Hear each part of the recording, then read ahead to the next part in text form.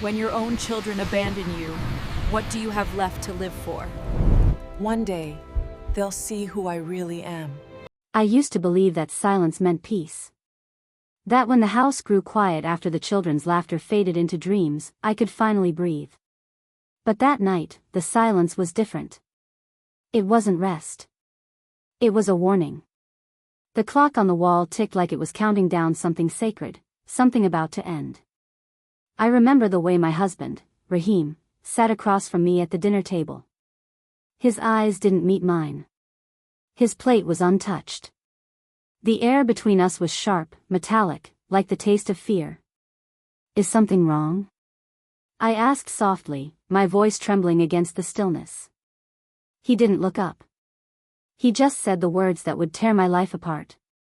"You're leaving tomorrow." At first, I thought I'd misheard him. Maybe I was dreaming, maybe the long days had blurred my senses. But when he finally raised his eyes, I saw the truth before he even spoke again. "I've made my decision. You'll go. The house, the business, the children, they'll stay here. With me." It felt like the ground vanished beneath me.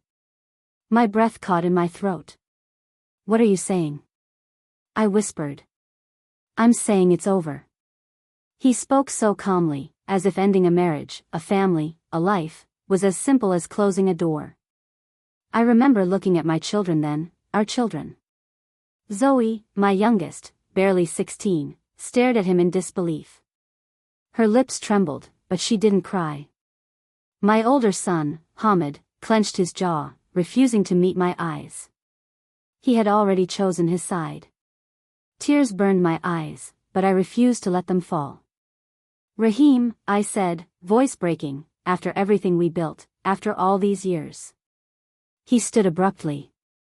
"You built nothing," he snapped. "You were just there. I made this life. You just lived in it." The silence that followed was so deep, I could hear the storm gathering outside, thunder rolling like a cruel applause. Zoe ran to me, wrapping her arms around my waist. "Mama, please, don't go. You can't leave." Rahim's voice hardened. "Enough. Go to your room, Zoe." But Zoe didn't move. Her small hands clutched mine tighter. "If she goes, I go." For the first time that night, I smiled, faintly, painfully. My daughter, my little warrior. The only light in that dark room. Rahim's anger cracked like lightning. "You'll regret this defiance, Zoe. You have no idea what you're choosing." Zoe looked him dead in the eye.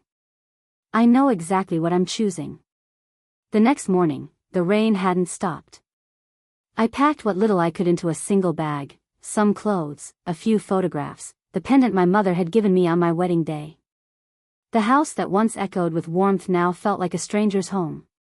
Every corner whispered betrayal. As I stood by the gate, waiting for the taxi that would take me away, Zoe ran into my arms one last time. "We'll be okay, Mama," she whispered, though her voice quivered. "Rahim didn't come out to see us off. Neither did Hamid." The rain fell harder, drenching everything in sight. As the car drove away, I caught one last glimpse of the house through the fogged window, the life I was leaving behind. Inside, I felt something shift. A breaking, yes, but also a beginning. I didn't know where we were going, or how we would survive. But I knew one thing with absolute certainty: I would never again be the woman who begged to stay. The rain blurred the world outside, and through that blur, I made a silent vow. One day, they will know who I truly am. One day, they will remember the woman they tried to erase.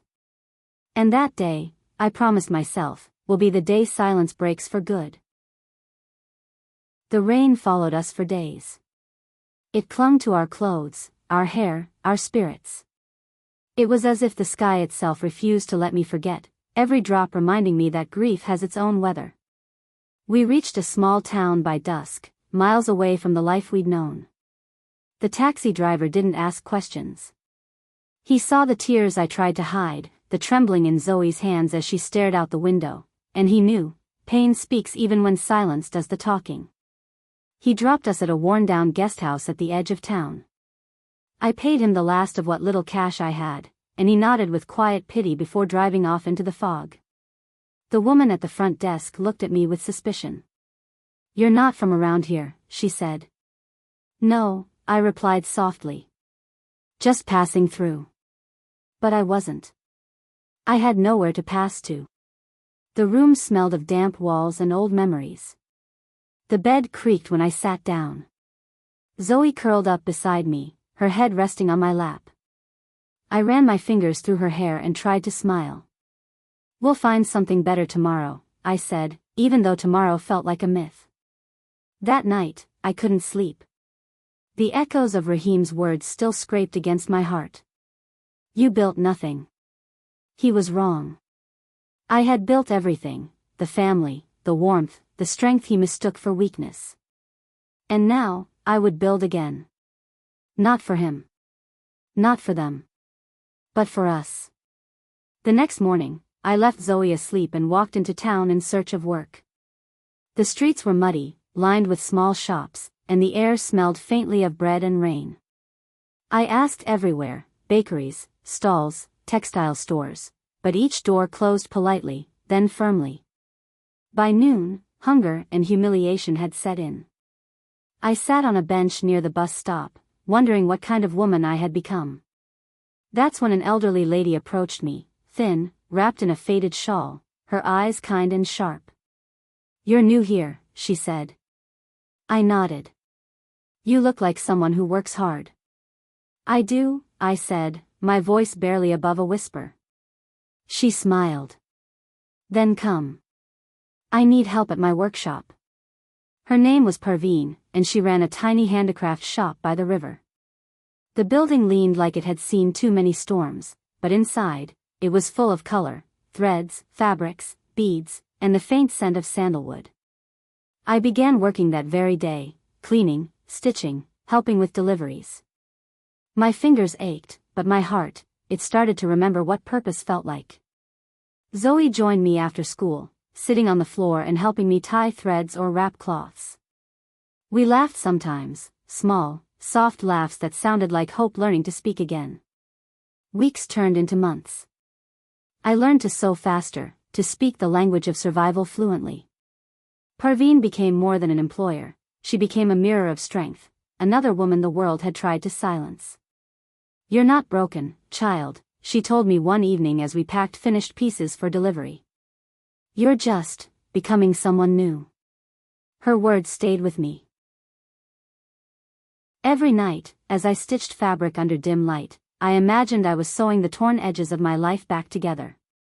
Each pattern became a symbol, pain transformed into beauty. Zoe's laughter began to fill the small room we now called home. She started drawing again, colors dancing across pages, each one brighter than the last. She'd show me her sketches and say, "One day, Mama, we'll have our own shop. Bigger than this." And I would nod. Because even if I didn't believe it yet, she did. And that was enough. But the world has a way of testing those who rise from ashes. One evening, I overheard two women in the market whispering my name. "Isn't that Raheem's wife? The one he left? I heard she's making toys now." Their laughter cut deeper than I expected. I walked home in silence that day, the sound of their words clinging to me.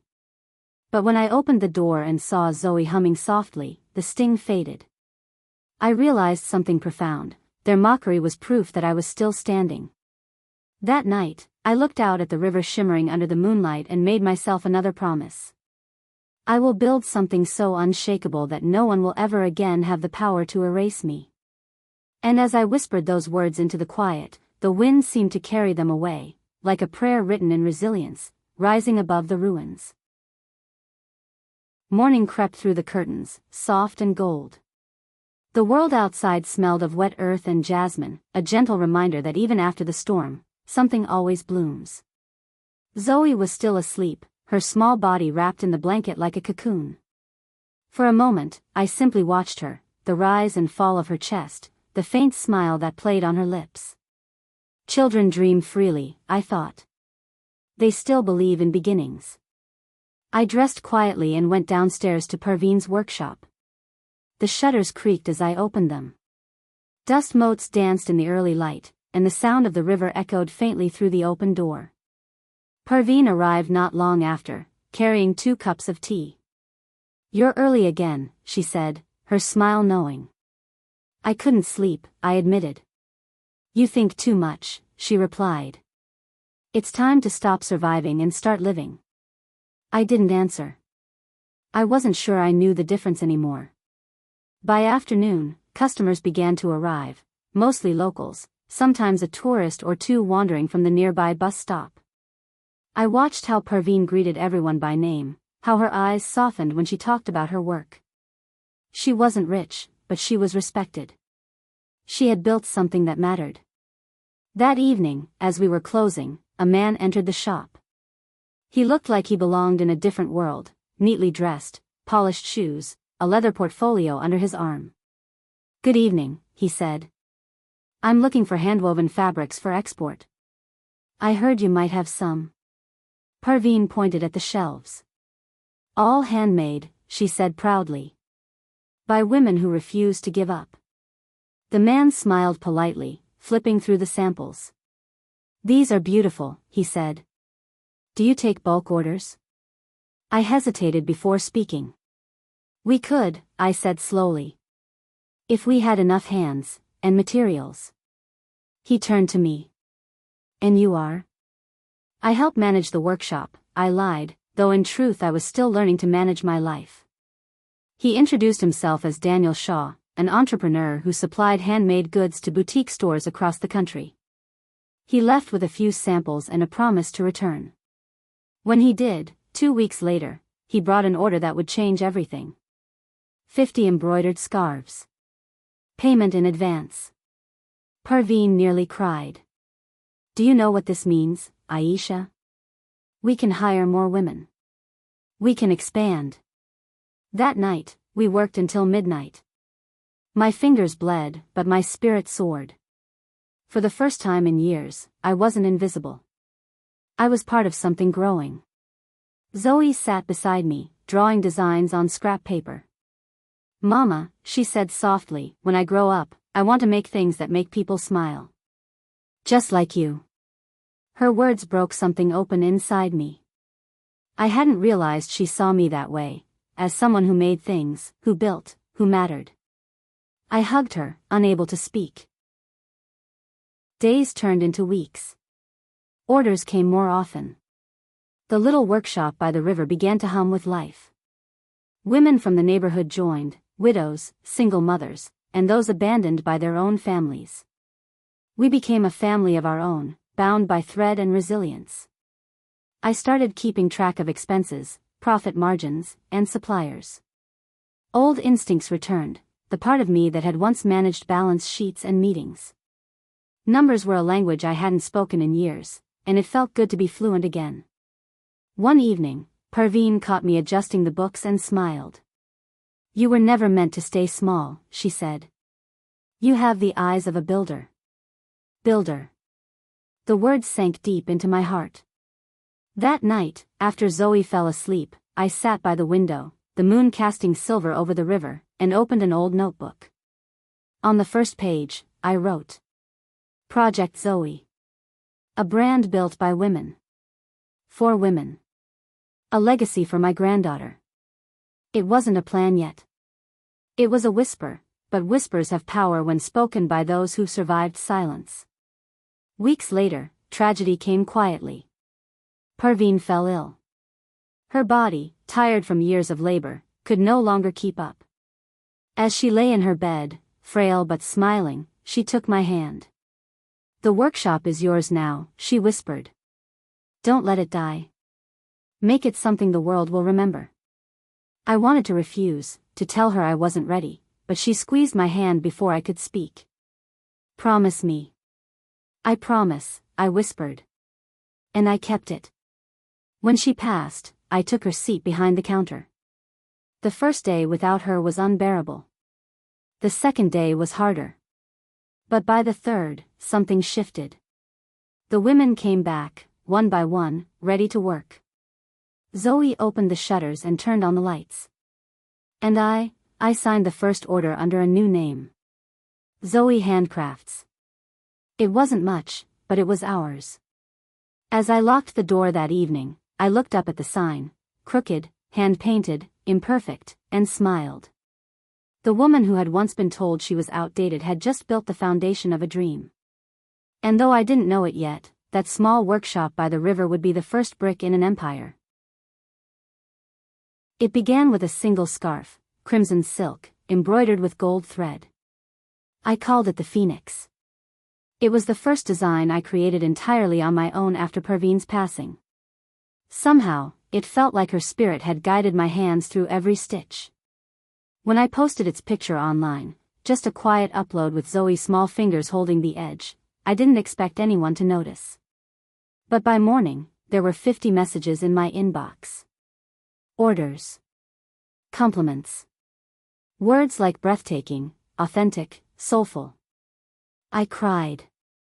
Not because of the sales, but because for the first time, people saw me. Not as someone's daughter, wife, or widow. Just Aisha. Zoe danced around the room that morning, her laughter echoing like bells. "Mama, we're famous," she shouted. I laughed through tears. "Not yet, little one. But maybe one day." That day came sooner than I thought. A week later, Daniel Shaw called again. "Aisha," he said, "your work has caught attention. A boutique in Dubai wants an exclusive line. They're asking for 50 pieces, custom embroidery." My heart skipped. 50 pieces? That was 5 times our capacity. But then I heard Perveen's voice in my memory, "Don't let it die. Make it something the world will remember." "I'll do it," I told him. "Give me 2 weeks." After that, the days blurred into one another. We worked from dawn till midnight. The air smelled of dye and thread and chai. The women sang while they stitched, their voices rising in tired harmony.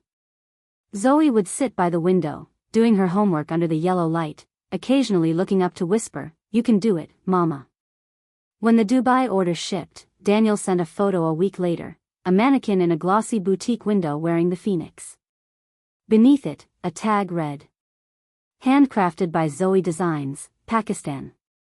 I stared at that photo until tears blurred it. Our little workshop had crossed oceans. But success has a strange way of awakening ghosts. The very next day, my phone rang.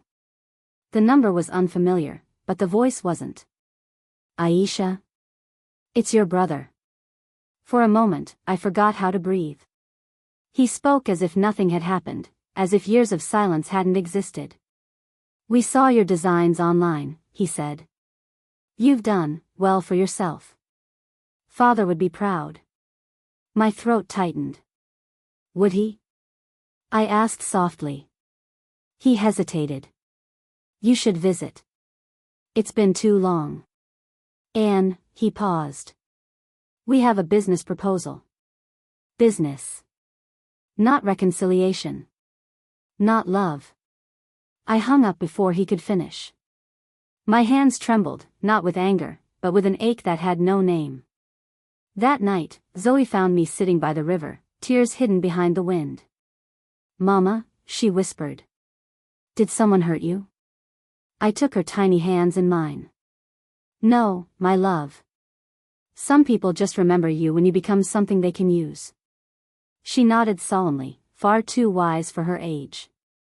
The following weeks brought more orders, more recognition. Fashion bloggers began tagging our work. Local newspapers featured stories about the widow who built an empire from thread. But the higher we climbed, the lonelier it felt. Success had a price: sleepless nights, strained nerves, and the creeping fear that I might lose myself again in the noise. One evening, Daniel visited the workshop. He watched the women work, then turned to me. "You need to think bigger," he said. "You're not just selling scarves anymore. You're selling a story, your story." "My story?" "Yes," he said. "People connect with resilience. With women who refuse to be erased. His words stayed with me. That night, I recorded a short video on my phone. Just me, sitting in the workshop, telling the story of Parveen, the women, and Zoe. No filters, no music, just truth. It went viral within hours. Women from around the world messaged me, from India, Kenya, Brazil, sharing their own struggles, their own rebirths. I spent nights reading them, crying, replying. The next morning, Zoe hugged me and said, "Mama, now everyone knows how strong you are." I smiled, brushing her hair back. "No, my love. They know how strong we are. But not everyone celebrated our rise." A few days later, I received a parcel at the workshop. No sender. Inside, a burned piece of fabric, one of our scarves, and a note. "You forgot where you came from." I froze. My hands went cold. It wasn't from my family. This felt darker, closer. When I showed it to Daniel, he frowned. "Could be jealousy," he said. "Competitors, maybe." But in my gut, I knew this was personal. Someone wanted to remind me of the ashes I'd crawled out of.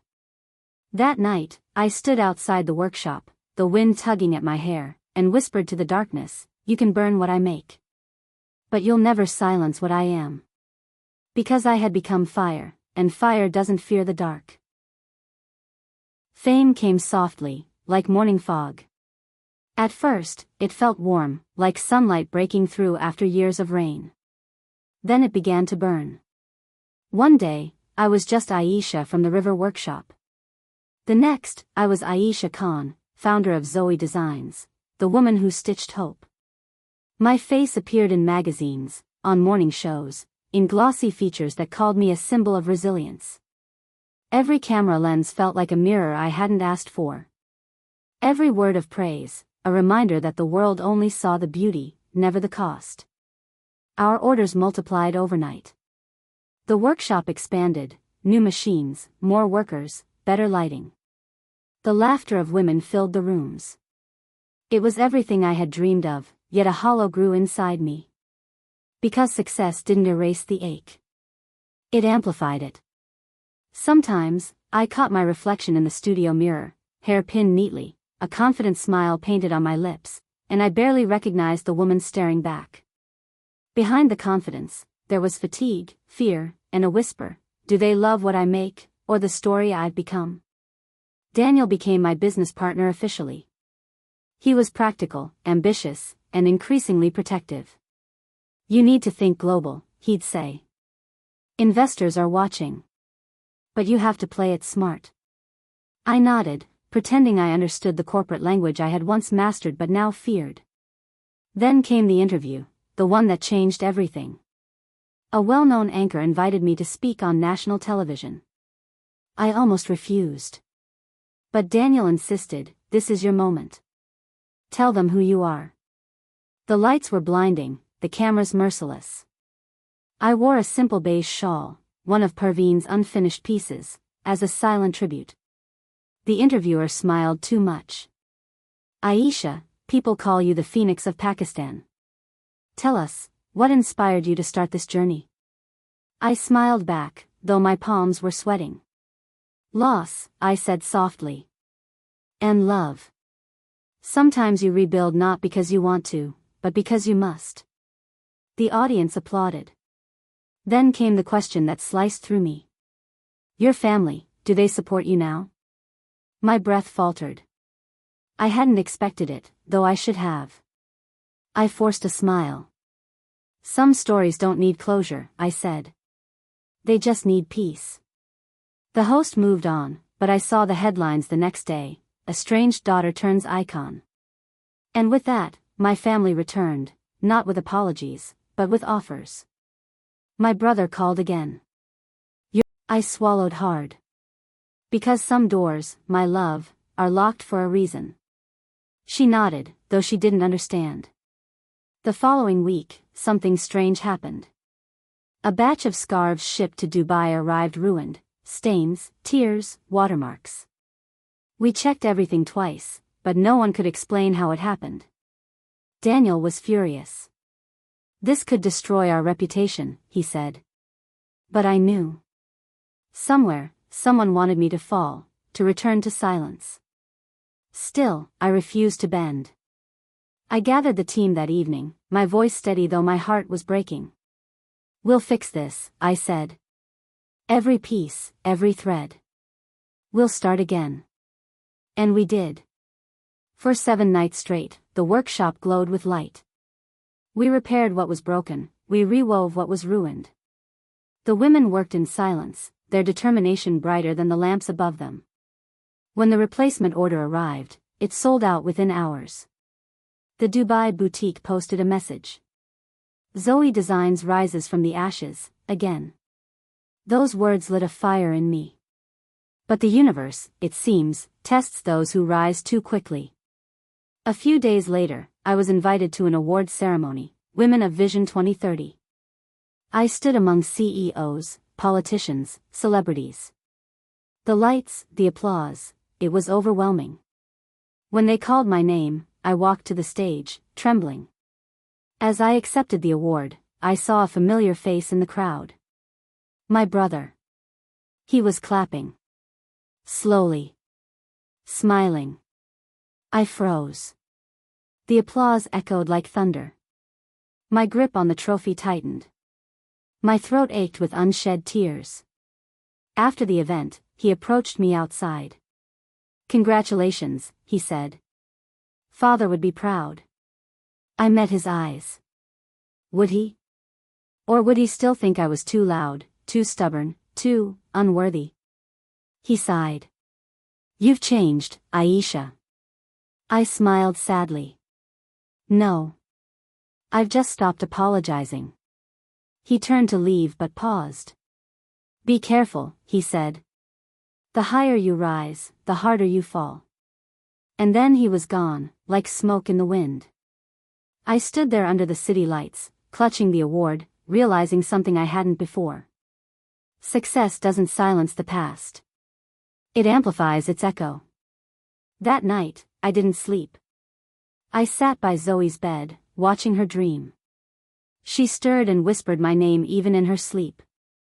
I brushed her hair from her face and whispered back, as long as I have you, I'll never fall. But deep down, a shadow whispered back, even fire burns out eventually. It started with whispers. Not the soft, comforting kind that live in the corners of love, but the sharp, dangerous ones that crawl through hallways, spreading like smoke. Zoe Designs is failing, they said. She's overextended. She didn't make those designs herself. At first, I ignored them. Success invites envy, I had learned that much. But soon, rumors began to carry weight. Orders slowed. Partnerships hesitated. And Daniel, once steady, once loyal, became distant. I told myself it was stress. Growth does that. But a small, frightened part of me sensed something else. One morning, I arrived early at the workshop. The door was unlocked. Inside, the ledgers lay open, pages torn. My laptop was missing. And Daniel's desk, empty. He hadn't shown up in 2 days. His phone was switched off. The silence was suffocating. Later that afternoon, I received an email. It wasn't from Daniel, but from one of our suppliers. The subject line read: Urgent, legal notice for default payment. Default? My head spun. We had just paid everything last week. I checked the accounts, and froze. The numbers didn't make sense. Funds missing. Transfers I didn't authorize. My hands trembled. Daniel had full access. For hours, I stared at the screen, the truth clawing its way through denial. The man who'd once said you're selling your story had sold me out instead. That evening, I went home in silence. Zoe noticed immediately. Mama, did something bad happen? I forced a smile. No, sweetheart. Just grown-up problems. She hugged me tightly. You always fix everything. I wish that were true. Over the next few days, everything unraveled. Clients pulled out. Employees panicked. Some left. The workshop, once full of laughter and light, felt haunted. One night, I found an anonymous article online. The truth behind Zoe designs, fabricated success or borrowed story? It accused me of exploiting local women for fame, of claiming designs that weren't mine, of using tragedy as marketing. I couldn't breathe. The words blurred as tears filled my eyes. For years, I had fought to rebuild my dignity. And now, with a few lies, it was crumbling again. I didn't sleep that night. I sat in the dark, the old doubts creeping back like uninvited ghosts. Maybe they were right. Maybe I was never enough. By dawn, I had made my decision. I packed a small bag, took Zoe by the hand, and went to the only place that still felt real, the river. We sat by the water, just as we had in the beginning. The same current, the same whisper of wind through reeds. Zoe broke the silence first. "Mama," she said softly, "if everything breaks, can we start again?" Her words hit me like a prayer. I looked at her, my daughter, my heartbeat, my anchor, and nodded. Yes. Again and again, if we must. When we returned home, I called the remaining workers to the workshop. Some were angry, others scared. I told them the truth, about the money, the betrayal, the lies. "I can't promise to fix this overnight," I said, my voice shaking. "But if you stay with me, I promise we'll rebuild, from truth this time." Slowly, one by one, they nodded.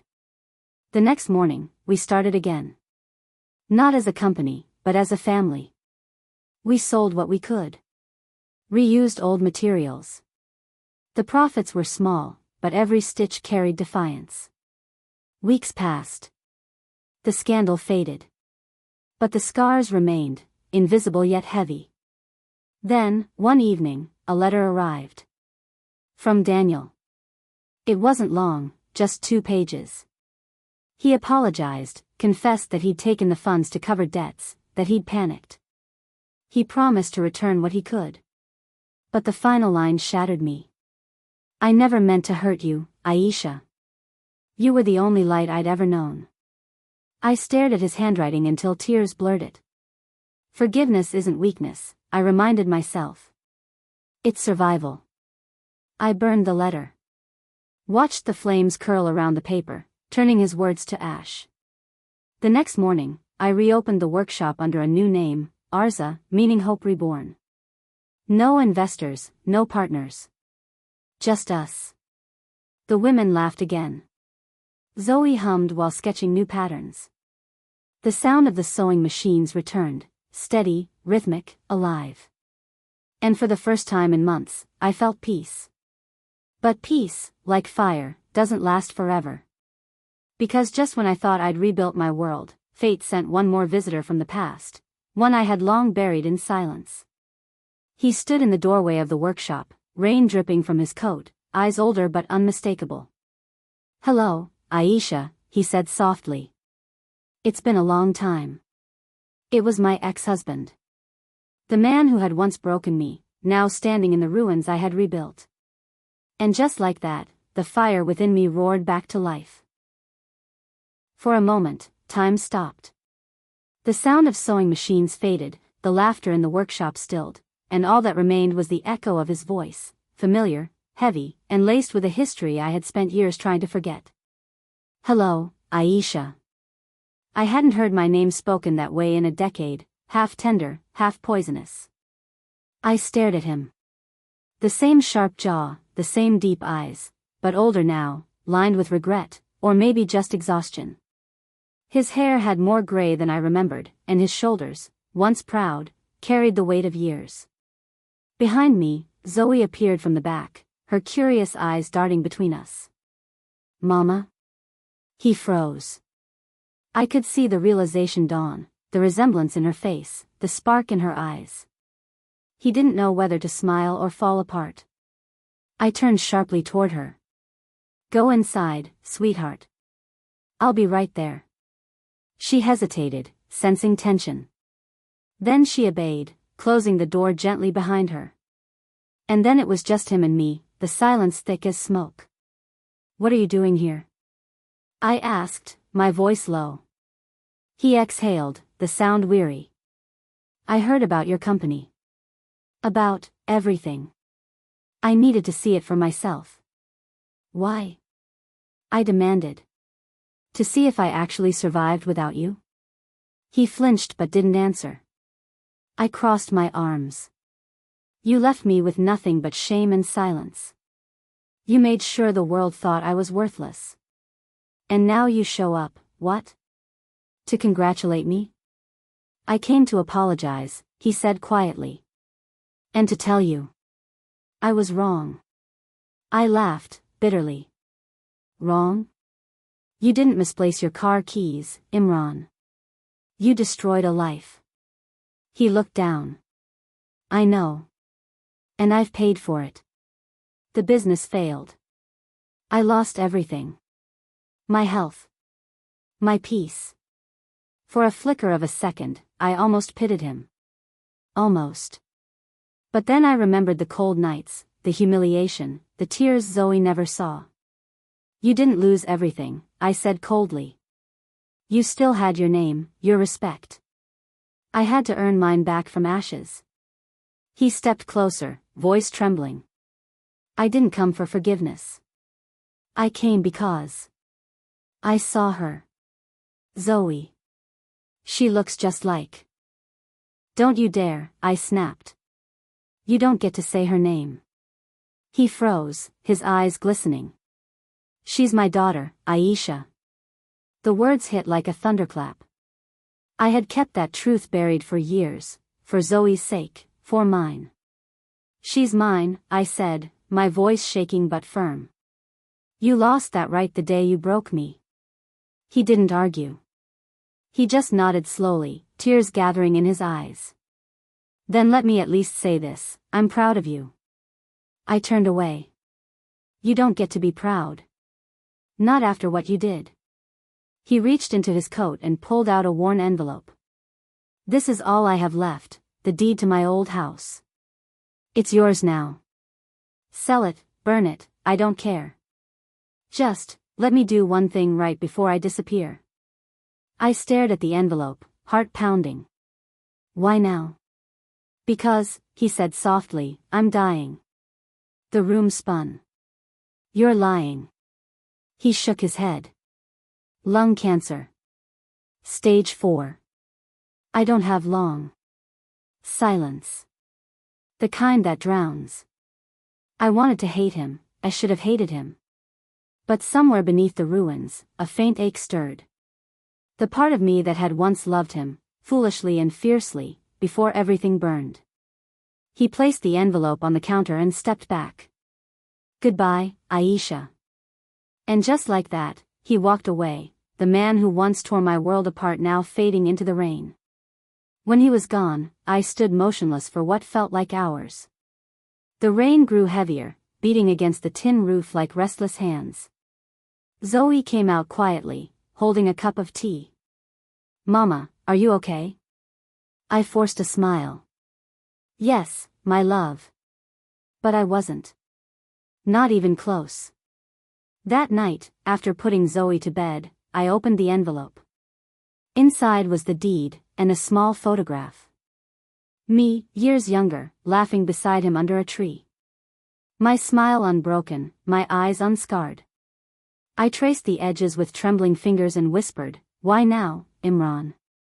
The next morning, I found myself standing outside the hospital he had written on the envelope, the address scrawled in his uneven handwriting. I told myself I was just going for closure. But deep down, I knew it was something else. He was there, frail, pale, tubes snaking around his arms. When he saw me, his lips curved into the faintest smile. "You came." "I don't know why," I whispered. He coughed weakly. "Because you still have a heart." I sat beside him, silent. There were no apologies left to give, no forgiveness left to offer. Only the heavy stillness of two lives once intertwined, now reduced to memories and regrets. Tell her, he whispered, his voice fading. Tell Zoe I was sorry. I swallowed hard. She doesn't need to know who you were. Only who you could have been. He nodded faintly. That's fair. Minutes later, the monitors went still. And just like that, the past finally stopped breathing. I walked out of the hospital into the cold morning air, the city humming indifferently around me. For the first time, I didn't feel haunted. Because forgiveness isn't about freeing them, it's about freeing yourself. I looked up at the gray sky and whispered, "Rest, Imran. I'm done carrying you." Then I walked away, into a future still uncertain, but finally mine. It's strange how silence can be louder than grief. For days after Imran's death, the world around me moved normally, traffic honking outside, the rhythm of the machines in the workshop, Zoe's laughter echoing down the hallway. But inside me, everything was still. I didn't cry at first. I didn't know how to. The man who had broken me was gone, and yet, a part of me felt lighter. Not happy, not sad, just released. Still, every night I'd catch myself staring at that photograph, the one from the envelope. Me, so young, smiling like I didn't know storms existed. I used to wonder what I'd say to that version of myself if I could go back. Now I think I'd just whisper, "You'll survive. And one day, you'll stop hurting." One evening, Zoe crawled into my lap, holding a drawing she'd made. "Mama, look. It's you and me." Her stick figures were wobbly, her colors wild, but in the corner, she'd drawn a man standing beside us. "Who's that?" I asked softly. She hesitated. "That man who came to your shop, the one who looked sad. He said he was sorry before you sent me inside." My heart skipped. "You heard that?" She nodded. "Was he someone bad?" I took a deep breath. "He was someone who made a lot of mistakes." "Did he hurt you?" she asked, eyes wide and innocent. "Yes," I whispered. "A long time ago. But it's over now." She frowned. "Then why are you sad?" I smiled faintly. "Because sometimes, even when it's over, it takes time for your heart to believe it." She wrapped her little arms around me. "I'll help it believe." And just like that, something inside me softened. The next day, I did something I hadn't done in years. I visited my mother's grave. The winter air was crisp, the ground damp with dew. I placed fresh white lilies on the stone and knelt beside it. "Amy," I whispered, "it's done. He's gone. And I didn't hate him in the end." The wind moved gently through the trees, like an answer. "You were right," I continued, my voice trembling. "Forgiveness isn't weakness. It's strength." I stayed there for a long time, until the sun dipped below the horizon. And for the first time in forever, I didn't feel guilty for being at peace. Weeks turned into months. The workshop grew busier, orders flowing in from abroad. Women who had once been afraid to raise their voices now led teams, trained others, dreamed out loud. One of them, Fatima, came up to me one morning. "Baji, someone from the city newspaper wants to interview you. They said your story is inspiring." I froze. The word story still scared me, as if telling it would make me vulnerable again. But then I remembered Zoe, her drawing, and her tiny voice saying, "I'll help it believe." So I agreed. The journalist came with cameras and bright lights. She asked about my business, my mission, and finally, about my past. I didn't hide it this time. I told her everything. The silence. The pain. The leaving. The rebuilding. When the interview aired, I thought I'd feel exposed. Instead, I felt seen. Messages flooded in, from women across the world, strangers writing, "You gave me courage." I left too. It was overwhelming, humbling, healing. One evening, as the sun painted the sky orange, I sat with Zoe by the window. She was humming softly, her head on my shoulder. "Mama," she said. "Will you ever get married again?" I smiled. Why do you ask? Because in cartoons, the mama always finds someone who loves her again. I laughed quietly. Maybe one day. But I already have someone who loves me the most. She grinned. Me? Always you. She giggled and hugged me tight, and I realized that love doesn't always arrive wrapped in romance. Sometimes, it's a child's laughter at sunset, or the peace that comes after forgiving the unforgivable. That night, I stood on the balcony, watching the city lights flicker below. Somewhere out there, the ghost of my old life had finally settled. Peace isn't loud. It doesn't arrive with fireworks or music. It slips in quietly, like dawn after a long storm, steady, soft, and real. And as the wind brushed past me, carrying away the last whispers of the past, I finally said it out loud, not for anyone else, but for myself. I'm free. The day the article went viral, I was sitting in the workshop, fixing a broken sewing machine. My hands were greasy, my scarf was loose, and the radio hummed softly in the background. Baji. Fatima burst through the door, breathless, holding her phone. You have to see this. I frowned. What is it now? She thrust the screen toward me. It was a video, my video. The interview clip from the city paper, uploaded online. The title read, From Broken to Unbreakable, Aisha's Journey of Courage. Below it, the views kept ticking upward, the comments multiplying by the second. I watched myself on screen, calm, steady, telling the story I had once buried under layers of shame. And for the first time, I didn't see a victim. I saw a woman who had survived fire and come out glowing. Within days, everything changed. Messages poured in, hundreds, then thousands. Women from Karachi, Delhi, Cairo, Istanbul, London, even New York. Some wrote long letters, others just one line, you spoke my story. A university invited me to speak about resilience. I stood before a sea of faces, young women, men, students with notebooks open, and I realized my voice no longer trembled. I am not extraordinary, I told them. I just decided my pain would not define me. We all have that power. They stood and applauded. I smiled, but inside, something stirred, a question I hadn't asked myself in years. If my pain no longer defines me, then who am I now? The next few months passed in a blur of interviews, conferences, and meetings. NGOs reached out to partner with my workshop. Donations arrived.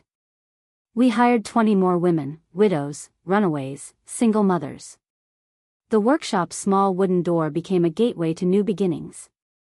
One day, while checking new fabric shipments, a tall man in a dark coat appeared at the doorway.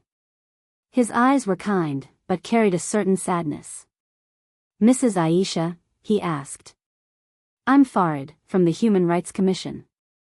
We're organizing a national summit on women's empowerment. We'd like you to be our keynote speaker. I blinked. Me? He smiled. You've become a symbol of hope.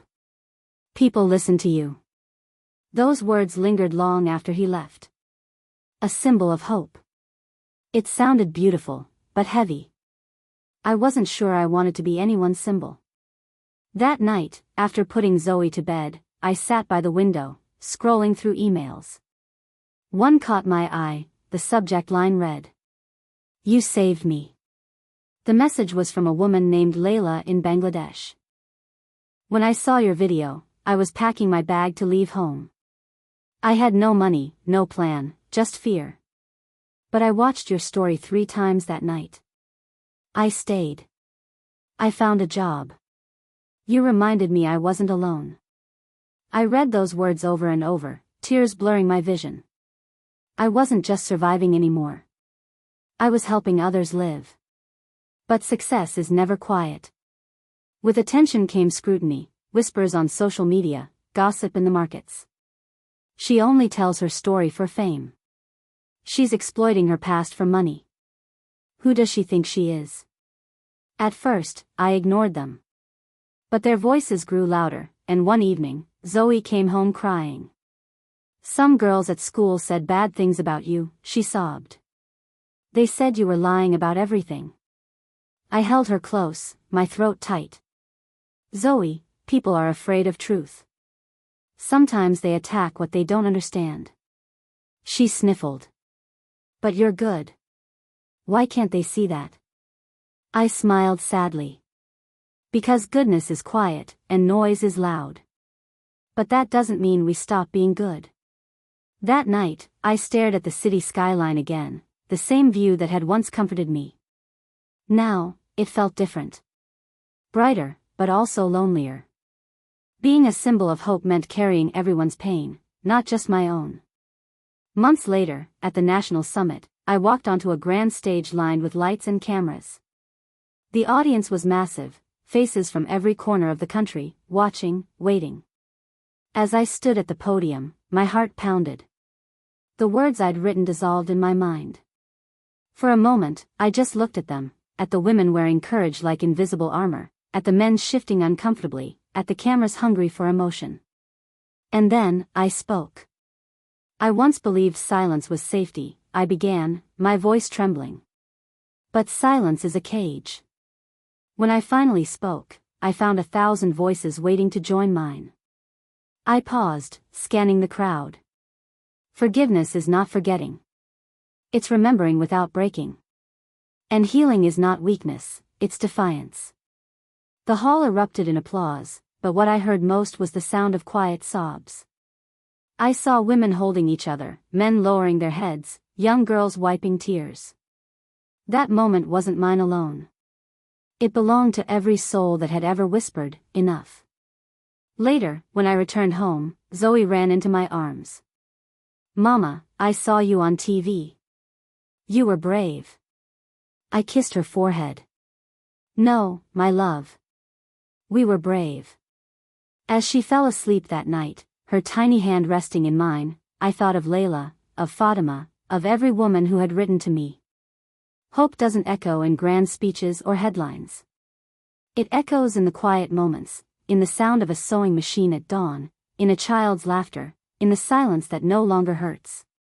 And though the world now knew my name, I finally understood, I didn't need to be a symbol.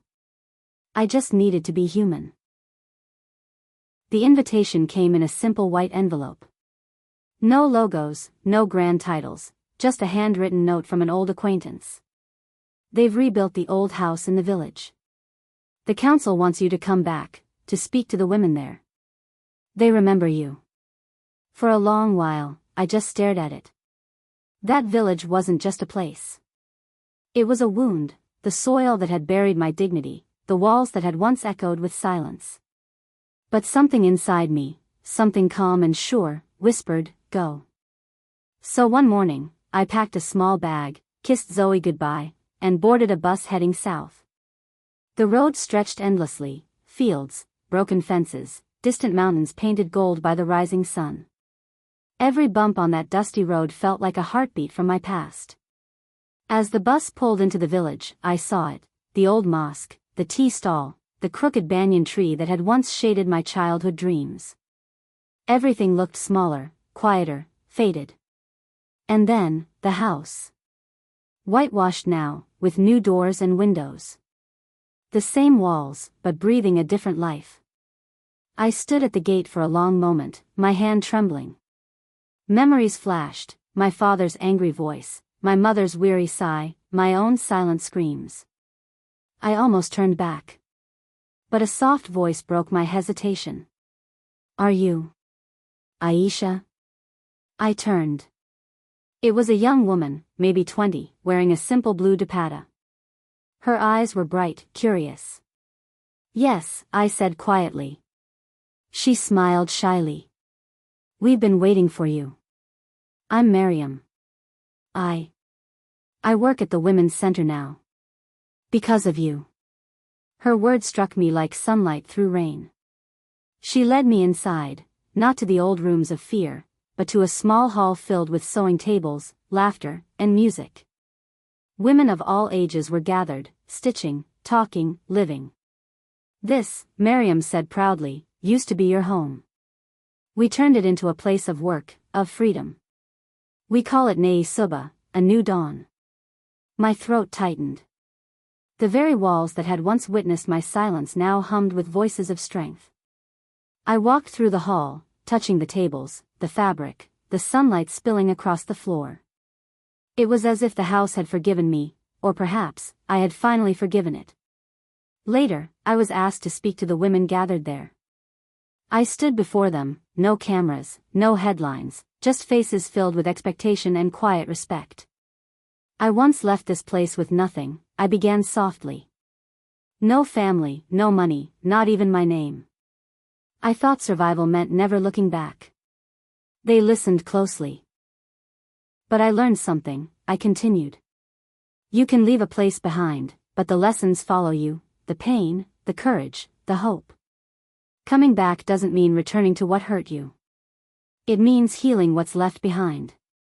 For a long time after I finished, no one spoke. Then one woman began to clap. Then another. Then all of them. The sound filled the hall, echoing off the same walls that had once swallowed my cries. When the event ended, I wandered through the backyard, now a small garden with jasmine and marigolds. I knelt beside the old stone well and closed my eyes. I saw my mother again, her tired eyes, her soft smile. I did it, Amy, I whispered. Your daughter came home. Not broken. Not ashamed. Whole. A warm breeze brushed my face. The jasmine swayed. As I stood, Miriam came running toward me, holding a folded cloth. We made this for you, she said, handing it over. I unfolded it. It was a shawl, embroidered with golden thread. Across it, in graceful Urdu, were the words. Jahan Kauf Kadam Hoda Hai, Wahan Aisha Shuru Hodi Hai. Where fear ends, Aisha begins. I couldn't hold back the tears this time. Not of sadness, but of completion. That evening, I sat on the hill overlooking the village, the sunset spreading fire across the sky. My phone buzzed, a message from Zoe. Mama, when are you coming home? Soon, my love, I replied. Just saying goodbye to the past. Okay, she texted back. Bring me flowers. And peace. I smiled. Peace. The word that had once felt unreachable was now the air I breathed. As darkness settled, I wrapped the embroidered shawl around my shoulders and whispered to the wind. This isn't an ending. It's a beginning. The stars began to shimmer, quiet witnesses to a story that had come full circle. And so, where silence once ruled, hope now spoke, softly, steadily, forever.